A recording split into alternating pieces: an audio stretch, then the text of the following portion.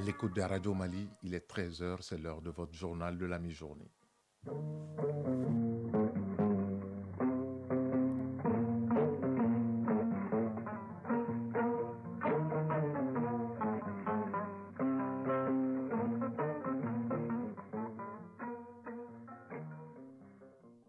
Le journal Ousmane Daou. Mesdames et messieurs, bonjour. À la une de cette édition, les techniciens de surface de la santé vendent debout contre les ordures dans les hôpitaux. Ils étaient ce week-end à Kati pour assainir l'hôpital et le centre de santé. Koumba Sissé nous en parlera. À Ségou, les acteurs du commerce autour de la table pour une appropriation des textes régissant le commerce, notamment sur le droit des consommateurs. Fousséni Samake nous fera le point. Dans notre dossier de ce lundi, Brahma Traoré nous emmène dans l'univers des tailleurs ambulants qui se pavanent de quartier en quartier, voire de famille en famille, pour coudre ou raccommoder les vêtements, un métier qui semble nourrir son homme. En sport, Idrissa Kamara sera là pour le tour de l'actualité sportive essentiellement consacrée à la Coupe du Monde Qatar 2022. Pays organisateur, le Qatar a raté son début hier. Le Sénégal, champion en titre, fera son entrée en lice aujourd'hui face aux Pays-Bas. Toute l'actualité sportive à retrouver avec Idrissa Kamara en fin de journal. Voilà pour le sommaire. Dans un instant, le détail.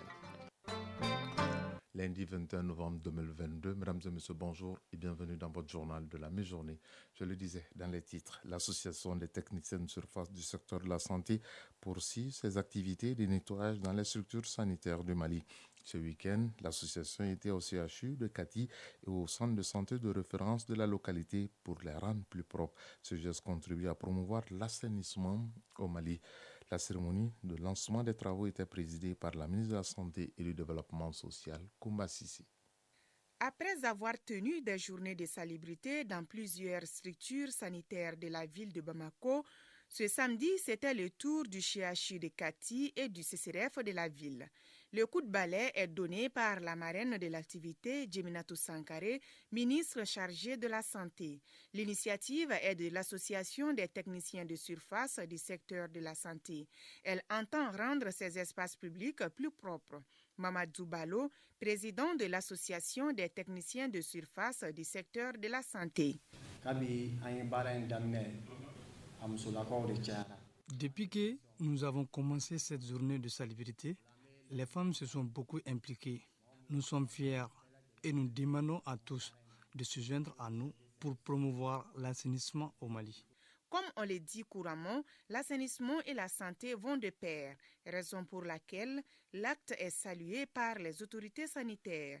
Moustapha Ouattara, directeur général du CHU de Kati. L'hôpital, nous le savons, c'est un lieu pour soigner les gens, pour les prendre en charge. Donc c'est pour guérir, mais aussi on peut attraper des maladies à l'hôpital quand il n'y a pas un bon assainissement. Ces journées de salubrité dans les hôpitaux sont le début d'un programme qui sera étendu à l'intérieur du pays. Djeminatou Sankaré, ministre de la Santé et du Développement social. C'est la première étape, c'est l'étape des CHU et des CCRF de Bamako. Et après cette première étape, d'autres étapes vont suivre. Et nous allons faire une évaluation aussi pour tirer des leçons et puis pour voir des actions qui pourraient être menées globalement pour appuyer cette initiative. Si le centre de santé est propre et que l'environnement est sale, on n'aura fait qu'une partie, on a réglé qu'une partie du problème parce que c'est tout ce qu'on veut éviter va venir de l'extérieur et entrer dans nos structures. Donc c'est de demander à tous de respecter les règles d'hygiène qui sont édictées. Plusieurs autres acteurs sont impliqués dans ces activités d'assainissement au niveau des hôpitaux. Il s'agit de l'Institut national de prévoyance sociale, la Direction générale de la santé publique, la Caisse nationale d'assurance maladie et la Caisse malienne de sécurité sociale. De Kati, rendons-nous en commune 2 du district de Bamako où le rapport 2019 de la campagne de dissémination de l'initiative pour la transparence des industries extractives ITA Mali a été présenté aux conseillers communaux de la mairie. Objectif, analyser le document, voir les insuffisances et trouver les voies et moyens pour encore générer plus de ressources du secteur minier. Aliou Abdoulaye Touré. La campagne de dissémination du rapport 2019 fait partie de la mise en œuvre de la norme 2019 de l'UTI. Son objectif est d'informer largement les populations sur le rapport 2019 par rapport à l'apport de l'or dans l'économie nationale. En termes de réalisation, les acquis sont louables. Abdelwahab Diakité, membre du comité de pilotage de l'UTIE Mali. En termes d'exportation, 77%. En termes de revenus, 21%. Pour le PIB, c'est 9%. Malheureusement, pour l'emploi, c'est un secteur qui crée peu d'emplois, c'est un peu moins de 2%. Au-delà de ces réalisations, quelques défis doivent être relevés. Abdelwahab Diakité, membre du comité de pilotage de l'UTIE Mali. Nous insistons surtout sur le contenu local, c'est-à-dire en termes d'approvisionnement des sociétés minières. Imaginez un peu, par rapport à leur approvisionnement, les sociétés minières ont dépassé à plus de 300 milliards. Malheureusement, leurs fournisseurs ne sont pas des entreprises maliennes. Quand je dis entreprises maliennes, je parle des entreprises appartenant spécifiquement aux Maliens, pas des entreprises de droit malien.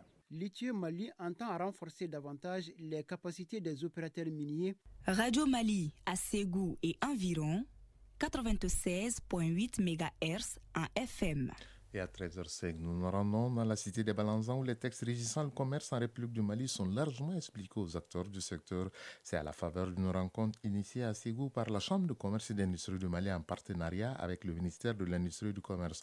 Cette rencontre permettra de faciliter la collaboration entre la Direction générale du commerce, de la concurrence et de la consommation, les commerçants de la ville de Ségou et les consommateurs de la cité des Balanzans, d'où nous appelle Fousseini Samaki.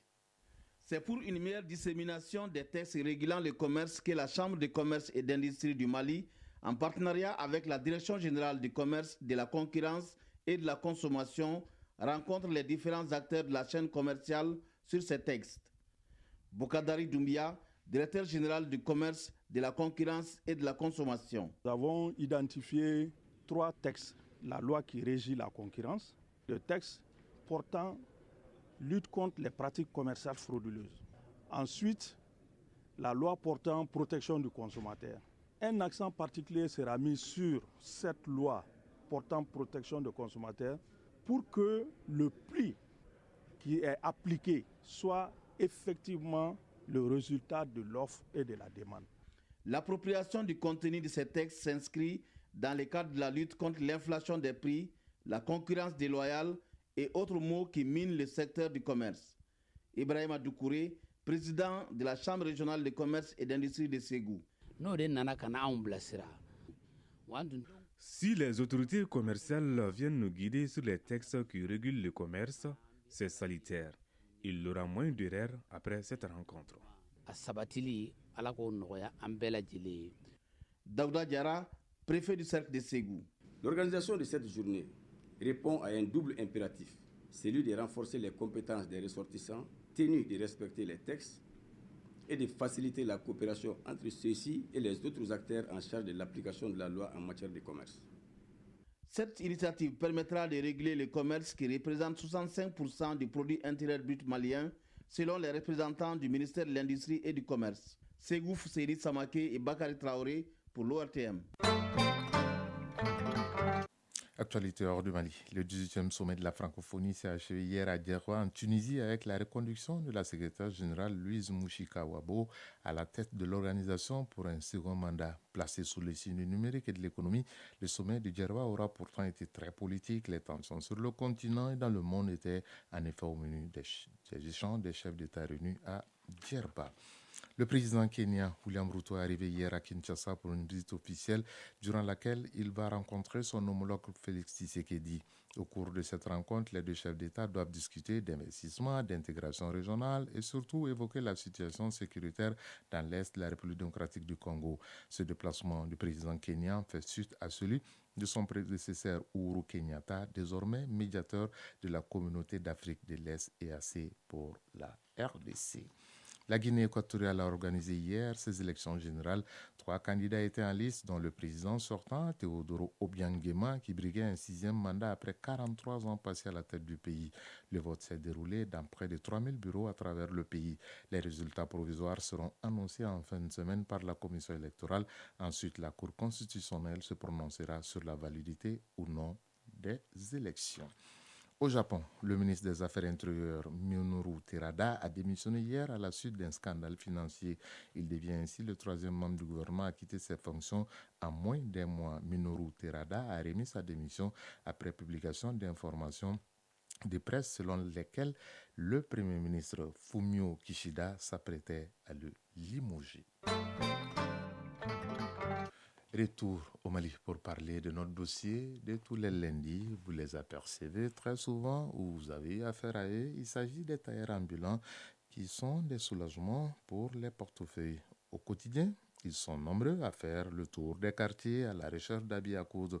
Et nous sommes nombreux également à solliciter leur service pour la réparation des vêtements déchirés ou troués. Ce métier qu'exercent plusieurs jeunes venus notamment des villages semble nourrir son nom. Certes, il y a des difficultés rencontrées par ces tailleurs qui couent et qui raccommodent, la fatigue et les incompréhensions avec certains clients. Le grand format du lundi s'intéresse à cette activité de ces tailleurs ambulants. Il est signé Brahma Traoré. À entendre ces bruits, on est nombreux à vite les reconnaître. Bruit d'une paire de ciseaux qui est familier à Dramani Diarra. Avec sa machine à coudre attachée sur le porte-bagages de son vélo, le natif de San exerce le métier de tailleur ambulant depuis une vingtaine d'années. Le quotidien de Dramani Diarra commence dès 6 h du matin. Sur son vélo, la paire de ciseaux à la main, il fait le tour de plusieurs quartiers de la capitale à la recherche d'habits à coudre. Je me promène pour chercher des habits à coudre. Par jour, je peux faire 4 quartiers à vélo. J'ai choisi ce métier parce que je n'en ai pas eu d'autres. J'envoie mes revenus à ma femme au village pour nourrir nos enfants.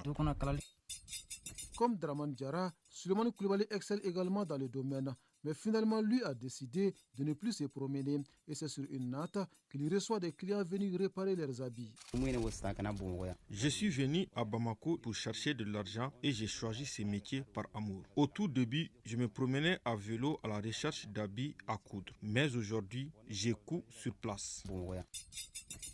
Dans les rues de Bamako, les tailleurs ambulants se reconnaissent par le bruit de leurs paires de ciseaux et leurs machines à coudre à l'épaule ou sur les vélos. Par leur service, ils sont devenus un grand secours pour certaines couches sociales.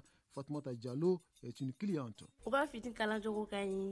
Je couds mes habits avec les tailleurs ambulants parce qu'ils sont doués.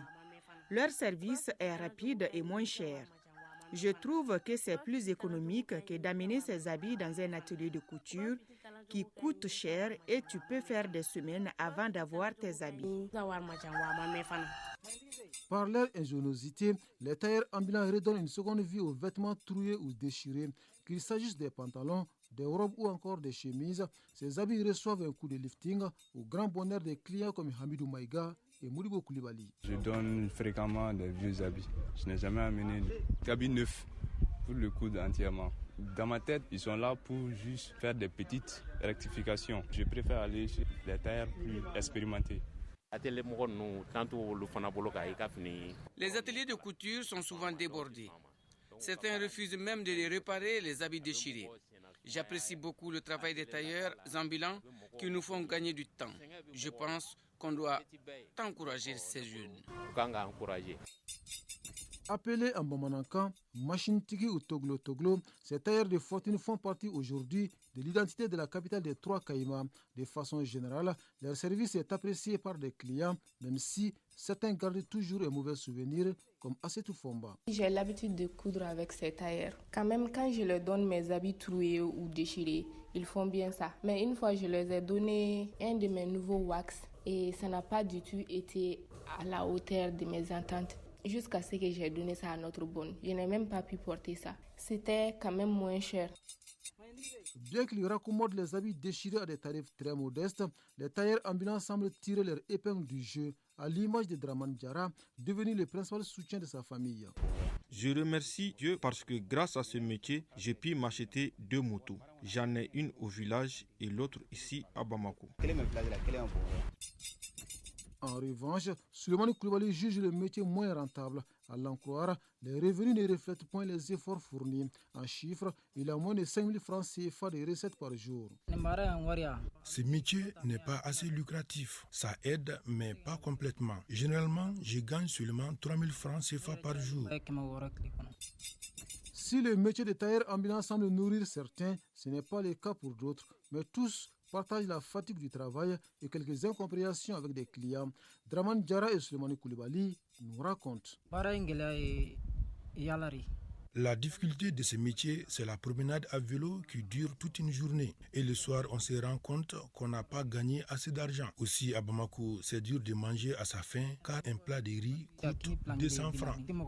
Quand je me promenais, faire le tour de plusieurs quartiers à vélo était très fatigant. Maintenant que je suis sur place, s'asseoir toute la journée et coudre n'est pas facile non plus. Il y a également l'incompréhension avec certains clients qui nous parlent mal. Pour l'instant, ces difficultés n'ont pas eu raison de la passion avec laquelle les deux jeunes exercent cette activité. Une activité jugée pénible, mais entre elle et le chômage, ils ont fait leur choix. Et lui n'a pas fait ce choix de tailleur ambulant puisqu'il est tiré à 4 épingles et il sera là dans un instant pour la page sportive.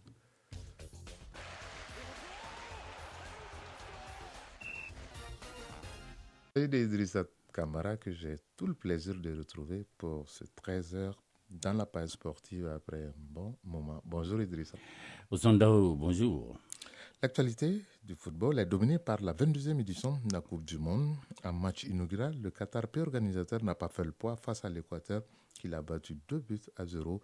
Alors, c'est la première fois, Idrissa Camara, depuis 30 ans, qu'un pays hôte de la compétition perd le match d'ouverture. Et oui, Osandao, c'est le cas de le dire. Le Qatar, le pays hôte de la 22e édition de la Coupe du Monde de football, est hier tristement rentré dans l'histoire en s'inclinant d'entrée de jeu 2-0 face à l'Équateur et pas forcément une foudre de guerre. Le Qatar écrit donc à travers cette mémorable défaite en lettres d'or, s'il vous plaît, une contre-performance qui fera date dans le monde du ballon rond. Dominée de la tête et des épaules, l'équipe du pays hôte a étalé ses insuffisantes criades à la face du monde. Aucun pays n'avait jusque-là perdu son match inaugural. Les Qataris, qui voyaient en la Coupe du Monde une véritable opportunité pour leur pays, n'avaient pas besoin de ça. Fort heureusement, cette contre-performance n'a aucune chance d'influer sur le cours des affaires qui ne manqueront certainement pas de prospérer, quels que soient les résultats de cette équipe qui n'a rien montré de potable hier face à l'Équateur. Et la compétition se poursuit aujourd'hui en ce moment même. L'Angleterre, les Free Lions, vice-champions d'Europe, sont face à l'Iran. Tout à fait. Angleterre-Iran, c'est l'affiche du moment de cette deuxième journée de la compétition de la Coupe du Monde. La rencontre qui se joue en ce moment paraît déséquilibrée sur le papier. D'un côté, les Free Lions, des Harry Kane, des Marcus Rashford et autres Sterling apparaissent bien au-dessus de leurs adversaires du jour. Face aux finalistes malheureux du dernier héros, perdu face à la squadre Azura, les modestes iraniens ont très peu d'arguments à développer. Mais à partir du moment où les Anglais ne sont pas réputés pour leur performance en Coupe du Monde, la dernière remonte en 1966, compétition qu'ils ont remportée du reste, eh bien, les Iraniens ne viennent pas en victime expiatoire. Une première surprise de cette compétition n'est-elle pas déjà envisageable, comme disent les Anglais eux-mêmes, wait and see. Et à 16h, juste après cette rencontre, le Sénégal, champion d'Afrique en titre, rentrera en lice. Les Lions de la Teranga seront privés évidemment de Sadio Mané et qui y croiseront le fer contre les Pays-Bas de Memphis Depay. Toute l'interrogation, sinon la question, c'est bien sûr comment Aliou Cissé fera réagir ses joueurs face à cette absence énorme pour le Sénégal. Oui, Ousmanda, ce que vous n'avez pas dit, c'est que c'est la rencontre certainement la plus attendue de cette deuxième journée de la compétition. Les champions d'Afrique en titre, privés de leur goléador, face à la redoutable vague orange. Le Sénégal et avec lui l'Afrique tout entière piaffe d'impatience de savoir quelle va être la réaction de Aliou Cissé et ses poulains face à l'armada hollandaise.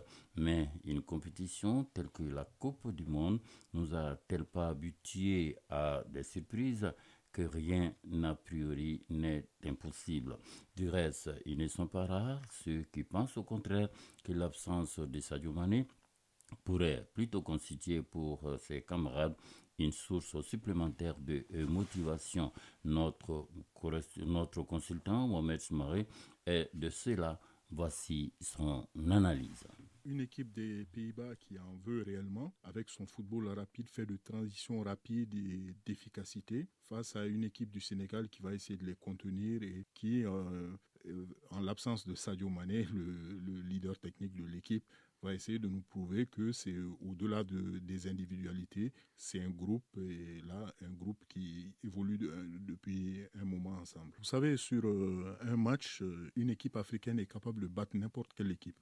Maintenant, le football, il est ce qu'il est, puisque ce sont des joueurs qui se côtoient au quotidien dans les différents championnats européens, et ils se connaissent. Et maintenant, le football, comme je l'ai dit, c'est 20% de tactico-technique, et le reste, c'est la gestion de l'environnement, pourvu qu'au sein du groupe Sénégal, comme on l'a vu dans certaines équipes africaines, qu'il n'y ait pas de problème de leadership, des problèmes d'ego ou bien des problèmes de primes qui sont capables de plomber l'intérieur de la tanière. Bon, maintenant, au niveau de l'absence de Sadio Mané, dans toute compétition, il y a des absences et il y a des révélations aussi. Cette absence de Sadio Mané peut révéler au grand jour aussi un joueur auquel on ne s'attendait forcément pas. Et vous avez la colonne vertébrale de l'équipe qui est assez solide, avec Kalidou et Diallo en défense. Au milieu, vous avez Nampalis, Gana Gueye. Devant, vous avez Ismail Assar. Donc, c'est du lourd avec le gardien Mendy qui a fait ses preuves à Chelsea. Donc, il y a quand même quelque chose de costaud au niveau du Sénégal. Reste à le matérialiser sur le terrain. Attendons d'abord de sortir des poules parce que là, c'est le plus important. Et ensuite, maintenant, ça va dépendre des adversaires en huitième et en quart de finale. Parce que là, vous pouvez tomber sur un adversaire assez costaud, assez sérieux. Et tout va dépendre de cela. Et aussi, il y a la gestion du tournoi. Parce que le tournoi, lorsqu'il traîne en longueur, ce sont les équipes qui sont habituées à gérer ce genre de situation qui se retrouvent en général dans le dernier carré de la compétition. Les équipes qui ne sont pas habituées à le faire, là, commencent à donner des signes d'essoufflement depuis les huitièmes de finale. Et souvent, en quart de finale, les joueurs sont même pressés de rentrer en vacances, rentrer à la maison et d'aller en vacances. Donc, on espère que ce ne sera pas le cas du Sénégal. Le Sénégal doit d'abord chercher à se sortir des poules et ensuite à prendre les matchs un à un comme ils viendront. Et tout à l'heure, Mohamed évoquait l'absence de Sadio Mané qui peut être bénéfique pour des jeunes, notamment deux, sur qui je pronostiquerais. Il s'agit bien sûr de Bamman Dieng et bien sûr de Ismail Assar, même si Mohamed l'a évoqué tout à l'heure, sans oublier Krépin Diatta. Oui, Ousandao, Mohamed Soumaré a parfaitement raison, parce que dans cette équipe du Sénégal, il y a une espèce d'émulation. Les jeunes talents au Sénégal, ça émerge à tout moment. Donc, et surtout, Sadio leur a envoyé un message très pathétique. Il leur a demandé tout simplement de pallier son absence, parce qu'il n'est pas indispensable. C'est important, mais le Sénégal est doté de très bons joueurs. Comme Mohamed l'a dit, il suffit qu'ils restent unis pour que le résultat soit véritablement possible. Le troisième et dernier match du jour de cette journée, deuxième journée de la Coupe du Monde, 22e édition, mettra en prise les États-Unis d'Amérique et le pays d'égal qui retrouve la Coupe du Monde après 64 ans. Et ça sera sans doute l'une des rencontres les moins suivies par les téléspectateurs neutres, et pour cause. En effet, États-Unis, pays d'égal, ce n'est pas une affiche de rêve, loin s'en faut. D'un côté, le pays de l'oncle Sam, plus porté sur le baseball ou encore le basketball, vous le savez, que le foot, et de l'autre, le pays d'égal, plus rugby qu'autre chose en réalité. Mais les faveurs des pronostics vont légèrement vers les Yankees. Et si ces derniers peuvent se targuer de compter aujourd'hui au moins 11 participations à la Coupe du Monde, eh bien face à eux, le pays d'égal qui retrouve la compétition seulement après 64 ans d'absence. Alors, plus d'un demi-siècle d'absence, cela pèse forcément. En plus, eh bien, les Gallois n'ont qu'un seul atout-maître dans leur jeu. Il s'agit de l'inusable Gareth Bale. Alors, qu'a-t-il ce Gareth Bale encore dans les jambes pour mener son pays à une quelconque performance? C'est toute la question, Ousmane Dao. Et à 33 ans, même s'il évolue aux États-Unis. On va juste noter, dernier détail dans cette page sport, c'est que la première fois dans l'histoire de la Coupe du Monde, on fera sans les 2 meilleurs joueurs du monde. D'un côté Karim Benzema, on l'a dit, et Sadio Mané, sans oublier aussi les autres aspects. Et cela risque de jouer sur le niveau global de cette compétition-là, quand on sait des goalers d'or comme Karim Benzema, Sadio Mané et d'autres encore ont été blessés. Alors toutes ces blessures aussi ont une explication, hein. Quelque part, l'explication c'est sans doute la surexploitation de ces athlètes-là, vous le savez.